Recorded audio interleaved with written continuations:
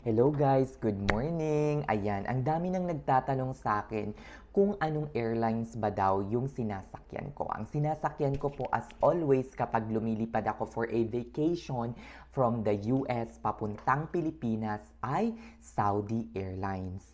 And for today's video, kasi nga mura. Mura at meron akong frequent flyer na Alporsan, which is yun yung loyalty program ng Saudiya. O di ba bongga? Ano ba yung mga benefits ng Alporsan at kung paano ka makakapag-sign up dito? Na marami pong benefits ang Alporsan. So depende po yan sa tier level ninyo. Paano ba ma-upgrade ang inyong tier level? Siyempre po, dapat mag-fly kayo with Saudiya. So ano-ano yung mga benefits? Marami lounge access, priority check-in, priority boarding, additional baggage allowance. Madami po kapag tumaas na ang inyong tier level with Alporsan. So, ano-ano yung mga tier level ng Alporsan? Number 1 tier po, ang pinaka-entry level tier po ng Alporsan, kagaya ng ibang frequent flyer member, ay ang green. Green na po ngayon, hindi na blue. Yun po yung Alporsan Classic or Alporsan parang regular, ganon. Alporsan Classics. Dati parang blue ata siya, pero ngayon green na kasi nga green na 'di ba yung Saudiya. So wala pong requirements para maging green member ng Alporsan. The only requirements that you need to do is sign up with Alporsan through their website or SaudiAirline.com, mga ganyan, loyalty program, and then join them. Once you join them, you just have to fill up yung mga information or personal details na kailangan, your phone number, your address, your passport number, and the expiry. And then after that, automatic magiging green member na kayo or Alporsan Classic member na kayo. The next po na tier level is yung magkakaroon na kayo ng mga benefits. O, di ba? Magkakaroon na kayo ng, maonti-onting benefits. Kasi nga, you are now frequently flying with Saudi Airlines. Nakakaloka. Ayan, bigyan ko po kayo ng qualification kung paano kayo magiging silver kasi ito po yung pinaka next level na mapupuntahan ninyo. Charis. Kapag sumasakay kayo palati ng Saudiya. Silver member. Ang silver member po, kailangan maka-accumulate kayo ng 25,000 miles in a calendar year. So for example po, ang calendar year natin is January 1st to December of the same year. So dapat maka-accumulate kayo ng 25,000 flown miles papuntang flown miles para ma-upgrade kayo into silver. So, in my case, mabilis lang ako nakaka-accumulate mga inday kasi nga napakalayo ng miles. So, kapag nagbo-book ako, for example, ng depende sa kung anong parang classification ng economy seat or business class seat ang i-book ninyo, mas malaki yung makukuha ninyong miles kapag nag-book kayo ng Guestplex kumpara sa nag-book kayo ng Guest Saver or Guest Basic. For example, in my case, from Washington to Manila, I am gaining 12,000, more than almost 13,000 miles, okay? 13,000, 7,000 going to Jeddah, and then Jeddah to Manila, 5,000, 12 to 13,000 kapag guest flex. Kapag semi-flex, 9,000 miles ang nakukuha ko. Kapag guest basic, 7,000 miles ang nakikredit sa account ko. So, depende. So, nagmamahal siya kada kasi ang pinakamahal na economy is guest flex. Ang pinakamura naman is guest basic. Ano ang difference? Nasa mga $50 to $100 lang ang difference ng bawat isa. So, kunyari, for example, $500 sa guest flex, sa guest basics, 550 sa guest semi-flex, tapos sa guest flex is nasa mga $600 or $620, mga ganyan. So, ganun yung difference. So, the more na kayo mag-flight, the more na makaka-gain kayo ng higher tiers, which is the silver, in which you have to accumulate at least 25,000 miles in a given calendar year. So for example, mga Inday, na-meet ninyo yung 25,000 kasi mabilis lang eh. One round ticket using guest flex, pwede na kayong maging silver, 'di ba? One round trip lang, mga Inday, in a given calendar year. Kapag na-meet nyo yan sa February, kailan ang magiging effectivity niyan? Effective na ba agad-agad? Yes po. Once you meet, mag-email ang Alpursan na effective na ang inyong silver status. So for example, nag-fly kayo ng February or March, mga ganyan. After that flight, silver na kayo. Kailan nyo pwedeng gamitin? Hanggang kailan nyo pwedeng gamitin yung silver status na yan, mga Inday? Pwede nyo po yung gamitin hanggang next year. So for example, in my case, I was able to meet my silver status this year, which is March. So effective siya from March of this year hanggang next year of December of 2025. O di ba, bongga! Paano ko ma-maintain na ang status ko para hindi ako mawalan ng status after December of 2025?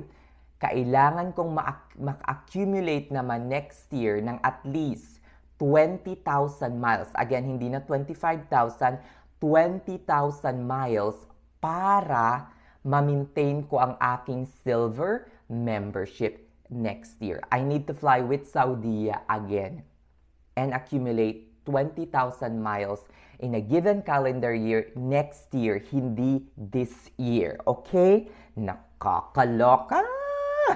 So, ano-ano ba yung mga benefits ng silver member? Okay, ang mga benefits po ng pagiging silver member ay, isa sa mga benefits, pinakamagandang benefits ay lounge access. Lounge access saan? Alpursan lounges. Okay? Riyadh, Jeddah, Dammam, mga ganyan sa Saudi Arabia.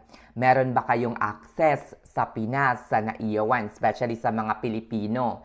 Yes po, meron kayong access as a silver member sa Marhaba Lounge.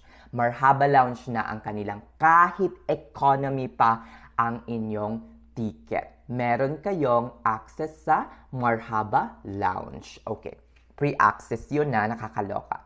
Pangalawa, sa lounge access for silver, ito lang ang exception, mga Inday. Sa Air France Lounge, which is one of the SkyTeam Alliance na ni-use ng Saudiya sa JFK or New York JFK International Airport, meron kayong access doon. Pero, doon sa Washington Dulles International Airport, wala po kayong access kung kayo ay silver. They only accept gold member. Okay? Doon sa Washington Dulles International Airport, Air France Lounge. Kasi ang ginagamit na lounge ng Saudiya, since wala silang Alpursan Lounge sa Washington Dulles, ay Air France. Air France, which is part of the SkyTeam Alliance. Kasi nga, SkyTeam Alliance ang Saudiya.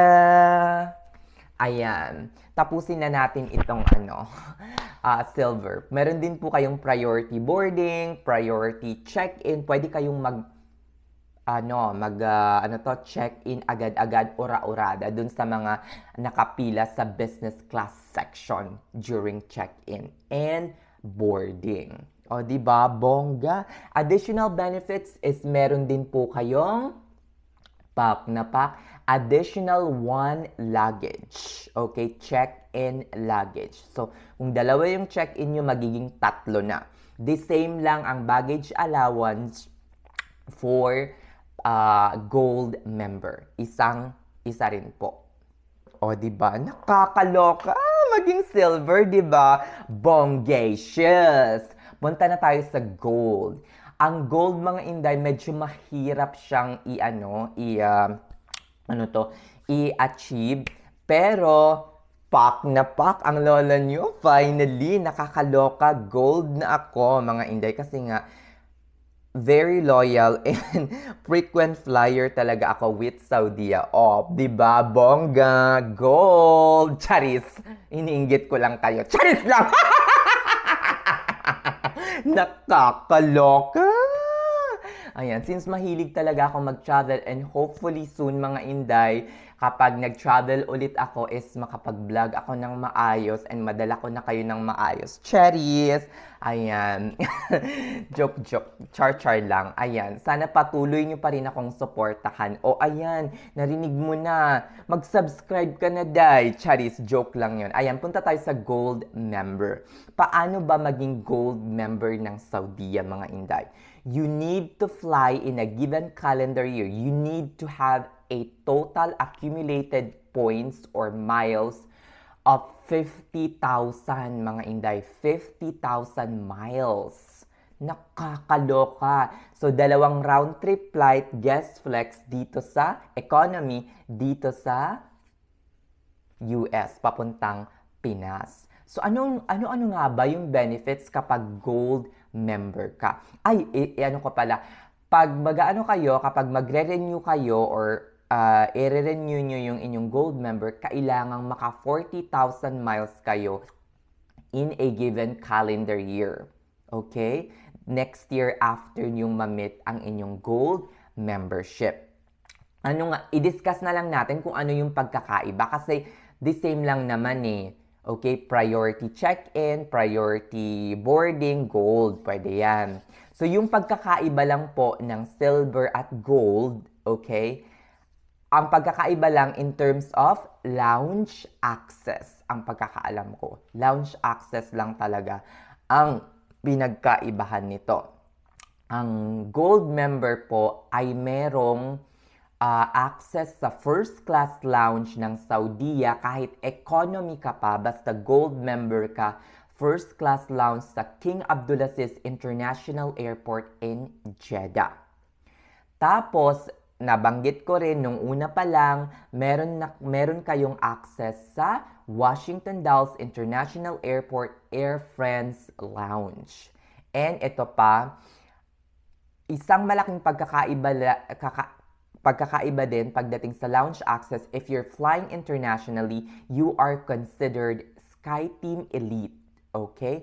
Ang SkyTeam Elite Plus pala, ang SkyTeam Elite Plus, mga inday, kapag lumipad kayo in any SkyTeam member alliance partner, like international lang sinasabi ko, like Delta, like Air France, KLM, Garuda Indonesia, Vietnam Airlines, you will have the access to their lounges. Lotus Smiles Lounge, Garuda Indonesia Lounge, mga ganyan. KLM Lounge, mga ganyan. Meron kayong access kasi nga SkyTeam Elite Plus member kayo. And merong priority boarding, priority check-in kasi nga SkyTeam Elite or nasa highest tier kayo ng Saudi Arabian Airlines. Now, ang tanong, mura bang lumipad sa mga subscriber ko na nandito sa US at mga parating pa lang dito sa US? Mura bang lumipad through Saudia? Mga inday, murang-mura, mga inday. Kasi for example, bigyan ko kayo ng isang example dito, mga inday. Tingnan natin, 25 and 14. Kung magkano siya. O, diba? Round trip flight, mga inday. Tingnan natin. Washington Dulles International Airport to Jeddah. Pero na-experience ko na ito dati. Nagkaroon ako ng round trip ticket flight for around $1,000 or $969,980 ng mga ganyan. Oh, eto. Total round trip ticket, mga inday, $1,000 $19 lang. Round trip na to mga Inday, and $501 lang yung first flight mo papuntang Pinas na may layover sa Jeddah International Airport or sa King Khalid International Airport in Riyadh. Napakamura. Saan saang airport lumilipad ang Saudiya dito sa Amerika? Lumilipad po sila sa JFK, New York, kung malapit ka, Washington Dulles International Airport in Jeddah, in Washington or Virginia, sa Los Angeles din po ata. Parang tatlo yung ano nila, yung airport na nililiparan ng Saudiya dito sa Jomerica. So worth it bang, ang tanong, worth it bang mag-chase ng Alpursan or itong mga benefits or itong mga tier level na to? For me, worth it naman siya kung mayroon kayong rason na lumipad or pumunta ng Pilipinas. Pero kung wala kayong rason at ginagawa nyo lang to because you want to chase membership tier benefits or higher tiers or status with any airlines, parang hindi siya worth it for me. Okay? So, worth it lang kung palagi kayong lumilipad. Diba? Nakakaloka! Sige na mga Inday, dito ka natatapusin ang vlog na to. Ay, pahabol lang pala. Ang ma-accumulate ninyong miles ay pwede nyong gamitin para mag-book ng flight to the Philippines, from US to the Philippines or from US to Saudi Arabia, mga ganyan, pwede nyo pong gamitin.